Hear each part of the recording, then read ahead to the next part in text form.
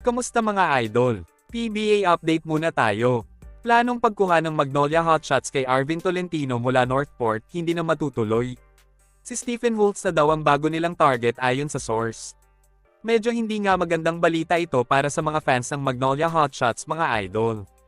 Matagal na kasing tina-target ng Hotshots ang ace player ng Batang Pier na si Arvin Tolentino sa pagnanais na mawakasan ang matagal nilang tagtuyot sa championship. Pero dahil sa hindi pa matukoy na injury ni Jamie Malonzo, muli na naman ngang nabuhay ang pagbabalik ni Tolentino sa Ginebra. Parang lumalabas nga na mas priority pa din ni Al Francis Chua ang kapakanan ng Ginebra kaysa sa Magnolia. Matatandaan nga noong 2021, umugang ang balita na malilipat si Christian Standhardinger sa Magnolia mula Northport. Pero imbes na sa Hotshots na punta ay kinuha si Standhardinger ng Barangay Ginebra kapalit ni Greg Slaughter. Ayon kasi sa balita noon, hindi daw kayang pakawalan ng Magnolia si Ian Sanggalang kaya napilitin silang i-give up si Stan mga idol. Pero sa puntong ito, mukhang pinwersa na naman ni Chua ang Magnolia na mag-iba na lang ng plano para lang mag-giveaway sa kanilang sister team na Barangay Ginebra. Ayon kasi sa balita, si Stephen Holtz na lang daw ang tina-target ng Magnolia. Ang problema lang, di hamak na mas matanda itong si Holtz na 32 years old na, kaysa kay Tolentino na 28 years old pa lang mga idol. Bagamat nag-average si Stephen Holtz ng 19 points per game sa Terra Firma, hindi inaasahan na siya ang magiging susi sa inaasam na kampyonato ng Magnolia. Si Holtz ang isa sa mga nakikita ng Hotshots na papalit sa posisyon ni Paul Lee, na ngayon ay 35 anyos na at madami na ding iniinda na injury.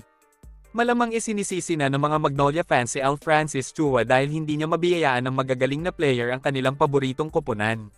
Sa ngayon kasi ay rookie pa lang si Stephen Holtz kahit may edad na siya. Wala pa din siyang masyadong napapatunayan dahil pangalawang komperensya pa lang niya ito sa PBA. Habang si Arvin Tolentino naman ay hinog na dahil tinuturing na siya ngayon bilang isa sa mga star player ng Philippine basketball. Magiging katatawanan na naman nga ang Northport at Terra Firma sa paningin ng mga tao dahil imbes na magpalakas, nagbawas na naman sila ng magagaling nilang manlalaro. Napakahalata tuloy na wala silang plano na makipagkompetisyon sa mga malalakas na koponan sa liga.